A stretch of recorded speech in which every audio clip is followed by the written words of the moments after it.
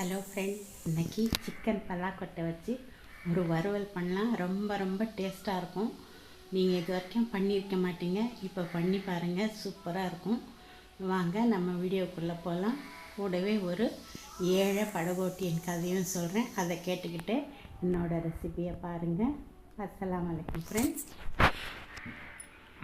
ஒரு ஊரில் ஒரு படகோட்டி இருந்தான். இந்த படகோட்டி இந்த கரையில் இருக்கிறவங்கள அந்த கரையிலையும், அந்த கரையில் இருக்கிற இந்த கரையிலையும் விடுவான். அதான் படகோட்டியோட வேலை. அப்படி விடும்போது அவன் என்ன பண்ணுவான்னா, இந்த படகுல ஏறுறவங்க எதை கொடுத்தாலும் வாங்கிக்கிடுவான்.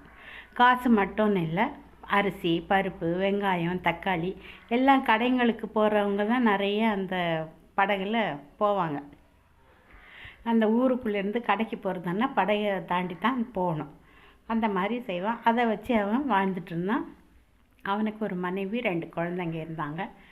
அந்த ஒரு சின்ன ஓட்டப்படகை வச்சுட்டு அவன் இப்படியே வாழ்ந்துட்டு இருந்தான்.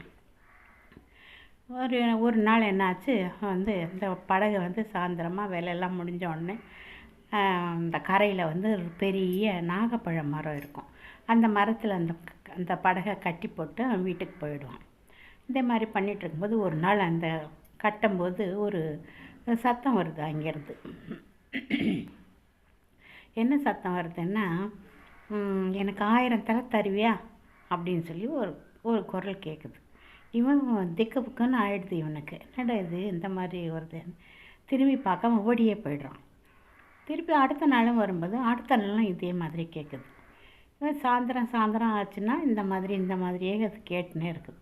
இது கொஞ்ச நாள் ஆனதும் பகல்லையும் கேட்க ஆரம்பிச்சிருச்சு. அவன் அந்த படகை அதை அவுத்து கரையிலேருந்து ஆற்றுக்கு எடுத்துகிட்டு போகும்போது ஆரம்பிக்கும்போது கூட அதே மாதிரி கேட்குது. அவனுக்கு ஒரே குழப்பமாயிடுச்சு, பயமும் ஆயிடுச்சு. என்ன பண்ணுறதுன்னு தெரியலையே அப்படின்னு சொல்லிட்டு நேராக போயிட்டு வீட்டுக்கு போகும்போது அவங்க ஒய்ஃப்கிட்ட சொல்கிறாப்பல, இந்த மாதிரி ஒரு குரல் கேட்குதுன்னு. நீ கேட்க வேண்டியது தானே யார் என்னான்னு, நீ ஏன் பயந்துட்டு வந்துட்ட அப்படின்னு. எனக்கு ரொம்ப பயமாக இருந்துச்சு, நான் பயந்துட்டேன். அந்த ஆள் கொஞ்சம் பயந்த சுபாவம்தான். மனைவி கொஞ்சம் தைரியம். யாராவது ஒருத்தர் இந்த மாதிரி தான் இருக்கணும். ஒருத்தர் பயந்தால் ஒருத்தர் தைரியமாக இருக்கணும், ஒருத்தர் தைரியமாக இருந்தால் ஒருத்தர் பயக்கணும். அப்போ தான் அந்த வாழ்க்கை கூட நல்லா இருக்கும். இந்த மாதிரி சொல்லும்போது சரி நான் இன்றைக்கி கேட்டுறேன் அப்படின்னு சொல்லிட்டு வரான். வரும்போது மறுபடியும் அந்த குரல் கேட்குது. குரல் கேட்ட உடனே அவனை, சரி 1000 தலை கேட்குறியே, 1000 தலை நான் கொடுத்தா நீ என்ன தருவேன் அப்படின்னு சொல்லி கேட்குறான். நீ முதல்ல 1000 தலை கொடுத்து பாரு, வாழ்க்கையவே நான் மாற்றிடுவேன் அப்படின்னு சொல்லிட்டு சொன்னேன். அதை கொண்டு அப்படியே மனைவி கிட்ட சொல்கிறான். மனைவி என்ன பண்ணுறா, காதில் ஏதோ ஒன்று சொல்கிறாங்க. எப்பவுமே இந்த பூதங்கள், புதையல் காக்கிற பூதங்கள், அவங்களுக்கெல்லாம் கொஞ்சம் அறிவு கம்மி.